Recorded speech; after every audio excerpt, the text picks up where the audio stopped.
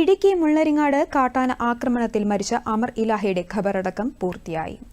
മുള്ളരിങ്ങാട് ജുമാ മസ്ജിദിലാണ് ഖബറടക്കം നടന്നത്. മന്ത്രി റോഷി അഗസ്റ്റിൻ, ഡീൻ കുര്യാക്കോസ് MP എന്നിവർ അമറിന്റെ വീട്ടിലെത്തി ബന്ധുക്കളെ ആശ്വസിപ്പിച്ചിരുന്നു.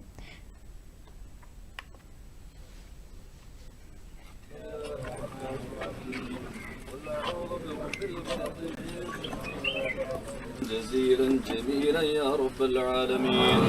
اللهم أوصل وبلغ مثل ثواب ما قرأ.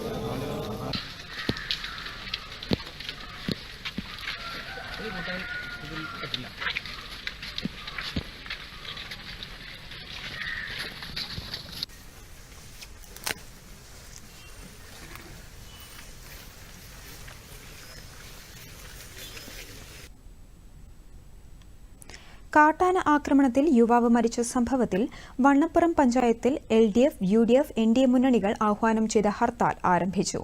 വൈകിട്ട് 6 മണി വരെയാണ് ഹർത്താൽ. ഇന്നലെയാണ് കാട്ടാനയുടെ ആക്രമണത്തിൽ അമർ ഇലാഹി മരിച്ചത്. വീടിന് സമീപത്തെ തേക്കിൻകൂപ്പിലെ പശുവിനെ അഴിക്കാൻ പോയപ്പോഴായിരുന്നു ആക്രമണം. അതേസമയം അമർ ഇലാഹിയുടെ കുടുംബത്തിന് 10 ലക്ഷം രൂപ ധനസഹായം നൽകുമെന്ന് മന്ത്രി AK ശശീന്ദ്രൻ അറിയിച്ചു.